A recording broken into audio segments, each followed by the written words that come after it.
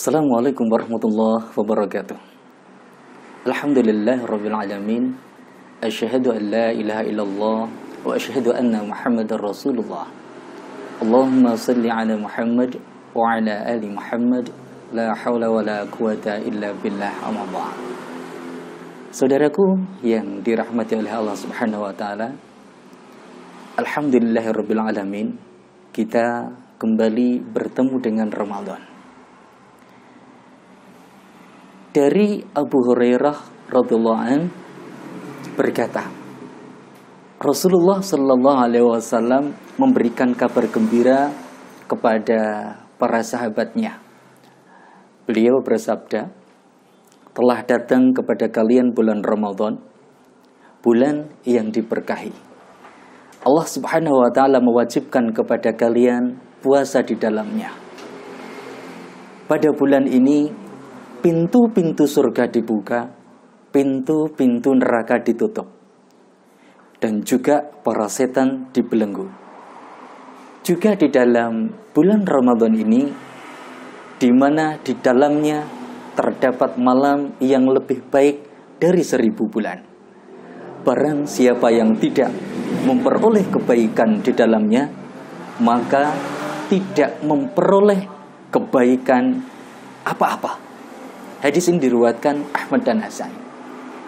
Kalimat terakhir di dalam hadis ini, ya, barang siapa yang tidak mendapatkan kebaikan di dalam bulan Ramadan, kita tidak memperoleh apa-apa. Ini yang menjadi catatan bagi kita. Ini adalah sesuatu yang sangat mengerikan. Maka dari itu perlu adanya hal-hal yang harus kita lakukan di bulan Ramadan itu. Amalan-amalan apa saja sih sebetulnya yang harus kita lakukan? Yang pertama adalah, saudaraku yang dirahmati oleh Allah Subhanahu wa taala, yang pertama adalah puasa itu sendiri. Puasa Ramadan yang ini adalah merupakan perintah dari Allah Subhanahu wa taala, sebagaimana Allah firmankan di dalam Al-Qur'an surah Al-Baqarah ayat 183. A'udzu billahi minasyaitonir rajim.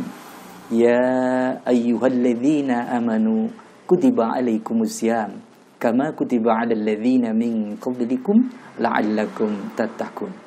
Wahai orang-orang yang beriman, diwajibkan atas kamu berpuasa sebagaimana diwajibkan atas orang-orang sebelum kamu agar kamu bertakwa. Saudaraku yang dirahmati Allah, mengerjakan puasa ini adalah sebuah kewajiban. Kalau kita mengerjakannya adalah akan mendapatkan pahala tentunya. Dan kalau kita melalaikan, kita tidak melaksanakan puasa tersebut, berarti kita termasuk orang yang berdosa. Dan juga puasa Ramadan ini adalah di mana kemampuan mampu menghapus dosa-dosa kita. Masya Allah, ini adalah kesempatan yang luar biasa. Kalau seandainya kita mengerjakan ini dengan sungguh-sungguh, sebagaimana Rasulullah SAW bersabda, man soma ramadhana imanan wahtisaban ghufir lahu ma taqaddama min dambi. Barang siapa yang berpuasa Ramadan karena iman dan mengharap pahala dari Allah Subhanahu wa taala, niscaya diampuni dosa-dosa yang telah lalu. Hadis ini diriwayatkan oleh muttafaqun alaih. Masya Allah, dahsyat sekali. Kalau seandainya kita benar-benar mampu melewati Ramadan ini dengan melaksanakan puasa di dalamnya, dengan mengharap pahala dari Allah Subhanahu wa taala, karena kita punya banyak dosa. Banyak sekali dosa-dosa yang kita punya. Sangat sayang kalau seandainya kita meninggalkan begitu saja. Kemudian amalan yang selanjutnya adalah membaca Al-Qur'an. Saudaraku yang dirahmati oleh Allah Subhanahu wa taala, bacalah Al-Qur'an. Sesungguhnya ia datang pada hari kiamat sebagai pemberi syafaat bagi ahlinya, yakni orang-orang yang membacanya, yang mempelajarinya, dan yang mengamalkannya. Hadis ini diriwayatkan oleh Muslim. Saudaraku, dan membaca Al-Quran itu ketika di bulan Ramadan lebih dianjurkan. Apalagi ketika amalan-amalan di bulan Ramadan dilipat gandakan, kita tahu pahala membaca Al-Quran itu adalah setiap hurufnya mendapatkan 10 kebaikan. Apalagi ketika di bulan Ramadan amalan-amalan akan dilipat gandakan. Masya Allah, ini sangat luar biasa. Bahkan Rasulullah SAW selalu memperbanyak membaca Al-Quran di bulan Ramadan ini.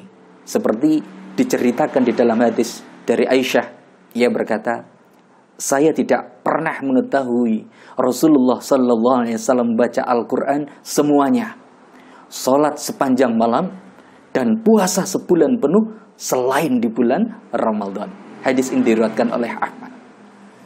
Kemudian yang selanjutnya, saudaraku yang dirahmati Allah, amalan yang ketiga yang perlu kita laksanakan di bulan Ramadan adalah mendirikan sholat tarawih di dalam malam-malam bulan Ramadan secara berjamaah. Memang kalau menurut hadis yang diriwayatkan oleh Bukhari dan juga Muslim, ketika Rasulullah pada tengah malam melaksanakan sholat tarawih ya, di masjid, kemudian ada beberapa orang yang mengikutinya.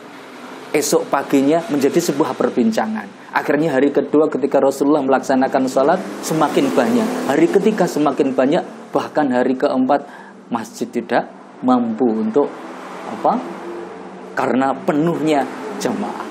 Akhirnya pada malam berikutnya Rasulullah hanya keluar dari rumahnya ketika sholat subuh saja.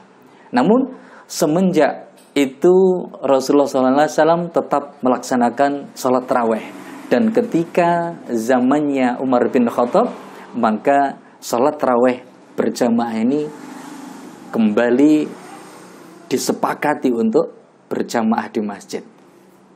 Kemudian yang selanjutnya, saudaraku yang dirahmati oleh Allah, yang keempat adalah menghidupkan malam-malam Lailatul Qadar, yang mana adalah malam kemuliaan ya, yang lebih baik daripada 1000 bulan. Dan menurut pendapat yang paling kuat adalah Lailatul Qadar itu terjadi pada malam-malam ganjil di 10 hari terakhir di bulan Ramadan. Jadi bisa tanggal 21, 23, 25, 27 atau 29 ya.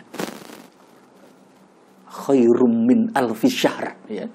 Jadi malam yang kemuliaannya itu melebihi 1000 bulan.